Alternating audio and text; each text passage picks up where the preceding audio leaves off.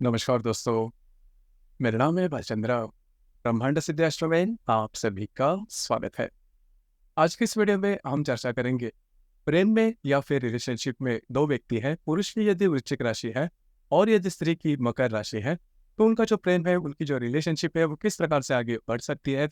ऐसी कौन सी बातें हैं जिस पर अमल करना ज्यादा आवश्यक है, ऐसी कौन सी बातें हैं जो कि प्रत्यक्ष रूप में करनी चाहिए, ऐसी कौन सी बातें हैं जो कि टालनी चाहिए।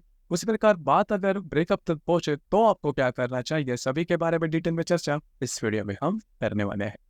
अपना जो चैनल है ब्रह्मांड सिद्धि एस्ट्रो, इस चैनल पर मेष राशि से लेकर मीन राशि तक की जो सभी 12 राशियां हैं, इन सभी 12 राशियों के स्त्री और पुरुष यदि परस्पर प्रेम या फिर रिलेशनशिप में होंगे तो उनकी जो रिलेशनशिप है वो किस प्रकार से आगे बढ़ सकती है, इस विषय पर वीडियो अपलोड हो रहे हैं, आप उसका आनंद जरूर लीजिए।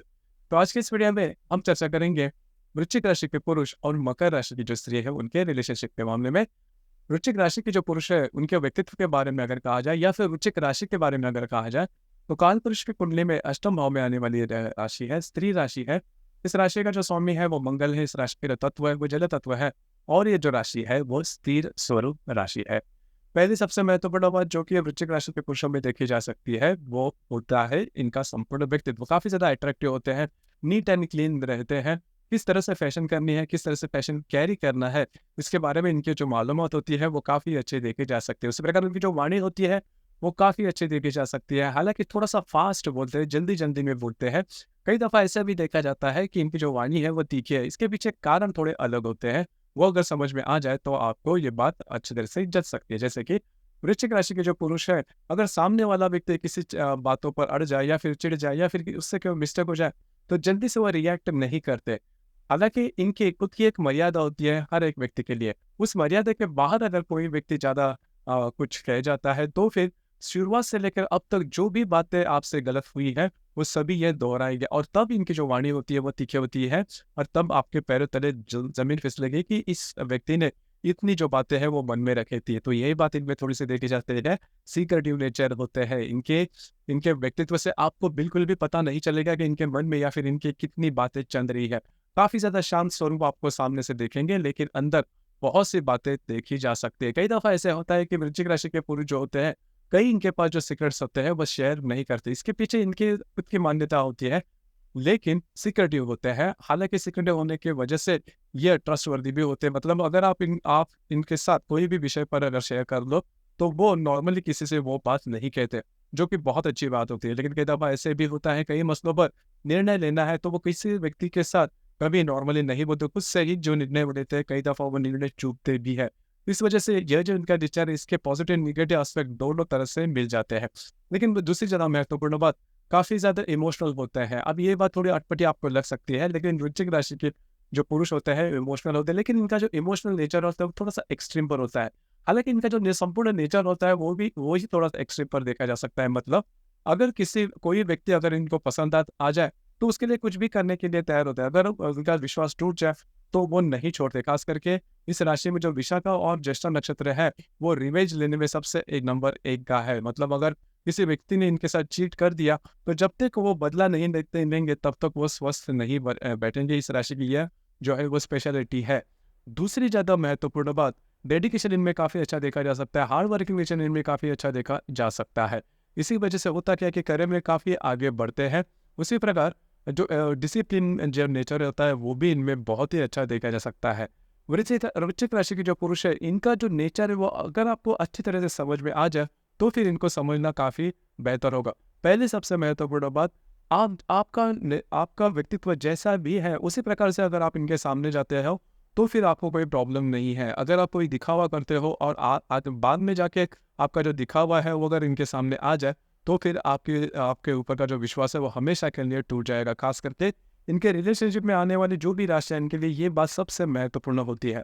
दूसरी ज़्यादा महत्वपूर्ण बात, थोड़ा-सा पॉसेसिव हो जाते हैं वो, मतलब वृश्चिक राशि के जो पुरुष है, वो पॉसेसिव हो जाते हैं रिलेशनशिप के मामले में। मतलब रिलेशनशिप में ये जो बातें हैं वो काफ़ी ख़ासी देखी जा सकती है। सामने वाला व्यक्ति अगर इनके रिलेशनशिप में आ जाए, तो उस व्यक्ति ने क्या करना है, नहीं करना है, इसका जो शेड्यूल है इनके पास तैयार होता है। मतलब इसी वजह से होता क्या है कि सामने वाले व्यक्ति की जो फ्रीडम होती है, उस पर थोड़ा-सा लिमिटेशन आ जाती है और यही बात होती है मोस्ट ऑफ की इनके रिलेशनशिप में प्रॉब्लम कॉम्प्लिकेशन होते हैं और कई दफ़ा ये जो होते हैं संदेहवादी होते हैं, मतलब थोड़ा-सा डाउटफुल नेचर इनमें देखा जाता है।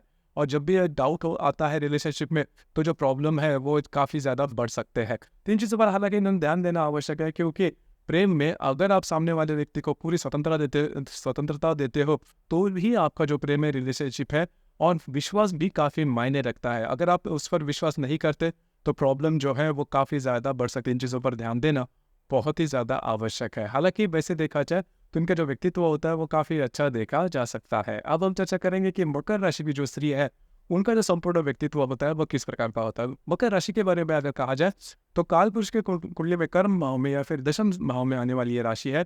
स्त्री राशि है, इस राशि का जो स्वामी है वो शनि है, इस राशि का जो तत्व है वो पृथ्वी तत्व है, और ये जो राशि है वो चर स्वरूप राशि है। अब ये जो बात इस राशि में काफ़ी खास होती है, काफ़ी ज़्यादा मैच्योर्ड राशि है, मतलब अपनी उम्र से बहुत इनके जो विचार होते हैं काफ़ी मैच्योर्ड होते हैं, और वो जो विचार होते हैं वो उनके एक्सपीरियंसेस से, इनको अनुभव से ही आते हैं। हालांकि जो मकर राशि की जो स्त्री है, स्त्री होने के बावजूद भी थोड़ी सी कम बोलती है। मतलब इनके जो, मतलब नॉर्मली हम देखते हैं कि जो स्त्री वर्ग होता है, इनको शेयरिंग करना, बोलना, वाणी उनकी उनको काफ़ी ज़्यादा पसंद आता है। लेकिन मकर राशि की जो स्त्री है थोड़ी कम बोलती है, जो भी बोलेगी टू द पॉइंट बोलेगी, और काफ़ी ज़्यादा सोच विचार करके बोलेगी।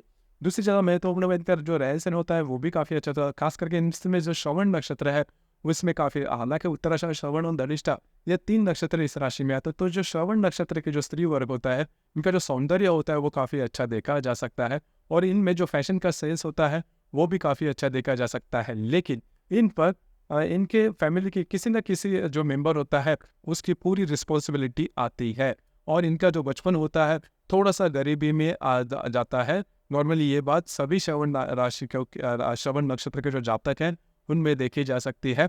लेकिन अनुभव से जीवन में बहुत कुछ सीखते हैं, मतलब इनकी जो उम्र होती है उससे ज़्यादा इनके पास अनुभव होता है। इसी वजह से इनको पता होता है कि जीवन में कौन सी जो बातें सबसे महत्वपूर्ण है, जीवन में पैसे का महत्व कितना है, वो मकर राशि से ज़्यादा और कोई नहीं जानता। इसी वजह से यह जो राशि है वो कर्म पर ज़्यादा विश्वास करने वाले होते हैं, बहुत ही ज़्यादा हार्ड वर्किंग होती है, और काफ़ी ज़्यादा डिसिप्लिन होते हैं।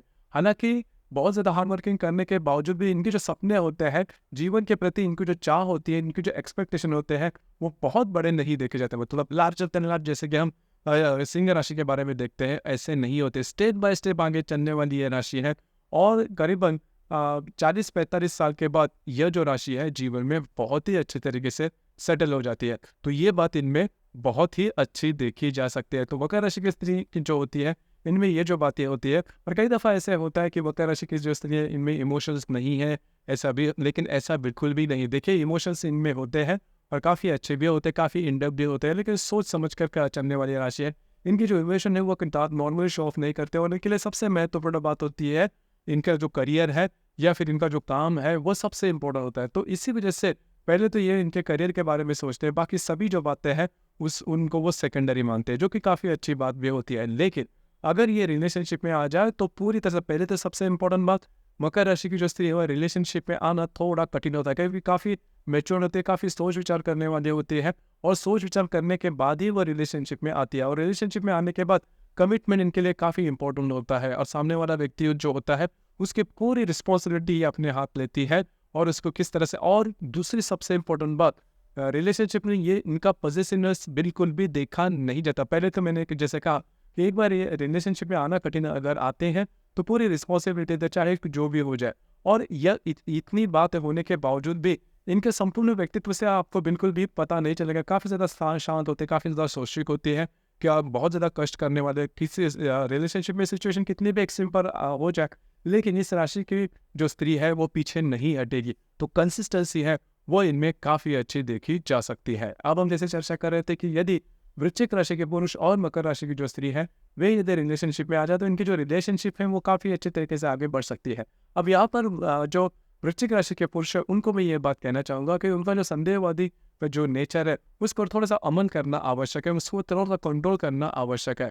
अगर आप छोटी मोटी बातों को लेकर भी अगर आप संदेहवादी हो जाते हो तो फिर आपकी जो रिलेशनशिप है वो आगे नहीं बढ़ेगी। उसी प्रकार कई दफ़ा इनकी जो वाणी होती है वो भी कठिन हो जाती है, थोड़ी सी तीखी हो जाती है, और कई दफ़ा इनको लगता है कि जो मकर राशि की स्त्री जो कि इनके रिलेशनशिप में है वो इन पर ज़्यादा ध्यान नहीं दे रही है, पॉजिटिवनेस जो मैंने कहा वो वृश्चिक राशि में काफ़ी ज़्यादा देखा जाता है।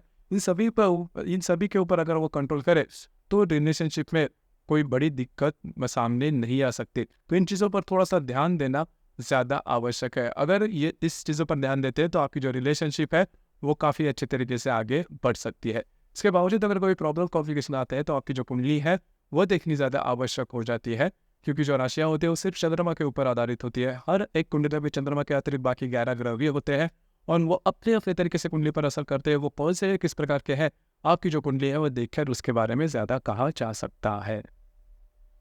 तो दोस्तों, ये था वृश्चिक राशि के पुरुष और मकर राशि की जो स्त्री है वे यदि रिलेशनशिप में आ जाए तो उनकी जो रिलेशनशिप है वो किस प्रकार से आगे बढ़ सकती है, इस विषय पर विचार। आपके इस वीडियो पर विचार क्या है, आपके अनुभव क्या है, नीचे कमेंट बॉक्स में जरूर कमेंट करना। और अपना जो चैनल है ब्रह्मांड सिद्धि एस्ट्रो, इसे भी लाइक शेयर और सब्सक्राइब जरूर करना। धन्यवाद।